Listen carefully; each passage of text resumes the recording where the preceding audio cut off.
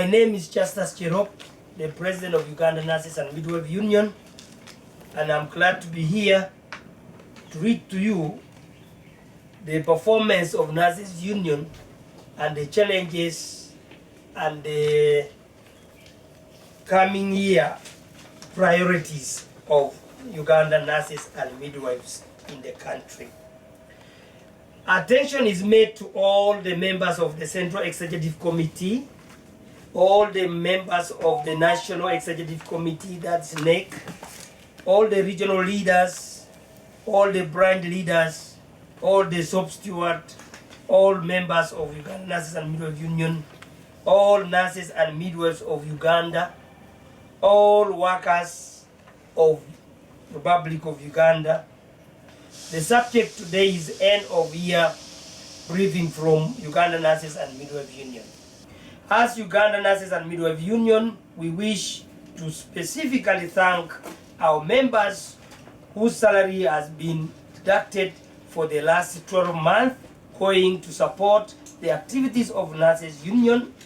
Dear members, with code 298, we cherish you and hold you so much higher in esteem for your endurance to be a member and has made us reach this far, and we are now celebrating the end of the year. We wish also to thank the nurses and midwives out there on the ward giving health care to our beloved customers, that is the patients. Nonetheless, through the year we have experienced the following professional challenges. Number one, the number of nurses and midwives have been arrested of minor to serious issues has increased in the year 2024. So, number two, the number of circumstances death of health professionals has also increased in the year 2022. To the extent that we lost our own former General Secretary, the late Sister Chersima Judith. May her soul rest in eternal peace, and may others as well rest in eternal peace. The number of nurses and midwives getting work-related accidents has also increased this year. The number of nurses and midwives suffering and getting sick from chronic illnesses has gone higher in this 2024. The number of domestic violence cases among nurses and midwives has also doubled this year than before. The number of nurses seeking for employment abroad has increased this year. The number of graduating nurses and midwives within employment has increased dramatically. The economic situation of the nurse midwife has improved slightly due to improved salaries of those employed by government, but the lifestyle of our members have not yet improved. The number of nurses and midwives taking more loans from school fees has increased.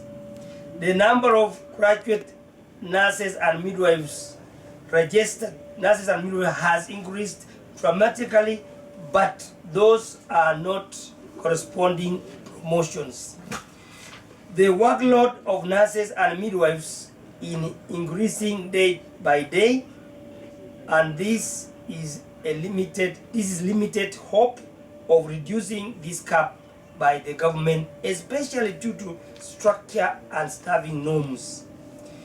The practice of nursing and midwifery is being challenged day by day due to absolute laws which govern the sector.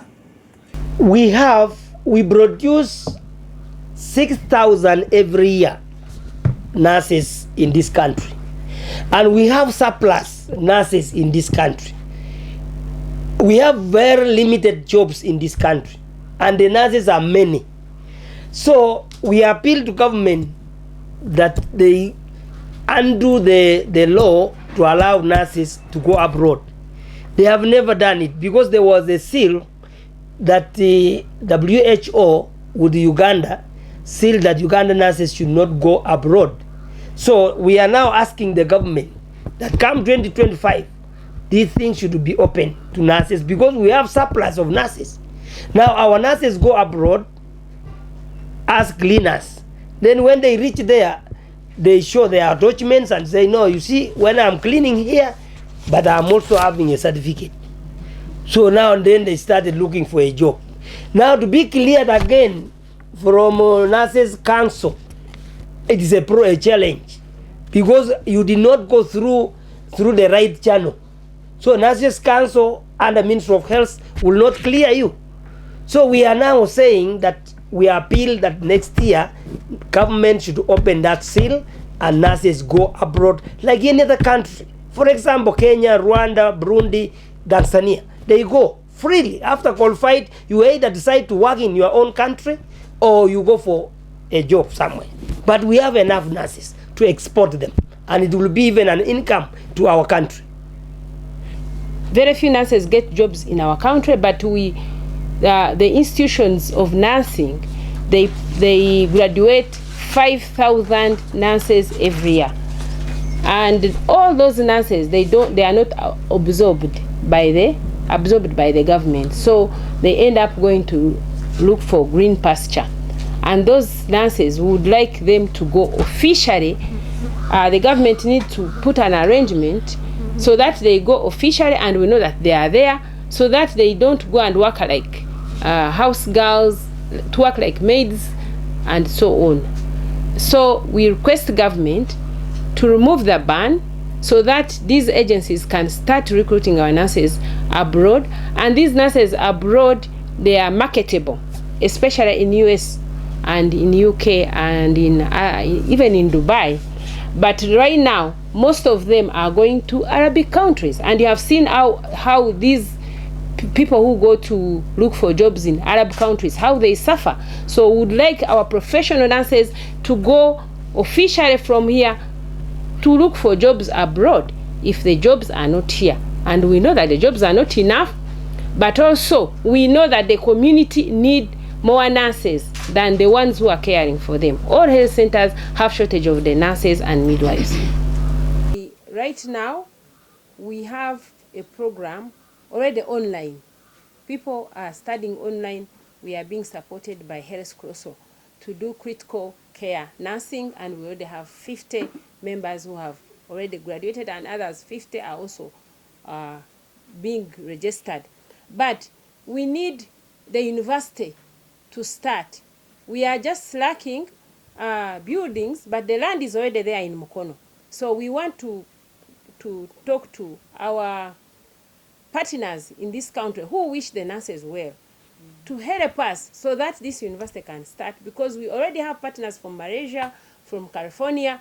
The nurses abroad are ready to come and help us. The curriculum is ready, we have developed it, and we want to see that the nurses get specialty in nursing in different areas in this country. So the land is already there, and the registration has already started for the University of Specialized Nursing. We do 4% of the salaries we are now earning. We are demanding the 4% increment next year. Government gave the nurses and midwives of Uganda salaries. They increased our salaries, but again, they consolidated the salaries and taxed the salaries. And remember, around 70% of the nurses in this country employed by government, they are certificate nurses, enrolled nurses, and those are the ones that were given 1 million. And that 1 million, at the end of the day, when you tax it, the nurse goes with nothing at home. So the reason why the president is saying that, the president of the Nurses and Midwives of Uganda is saying that there is need for us for the government to add 4%, it's because taxes removed again what the government gave us. And today they have given the teachers 20 billion for SACCO.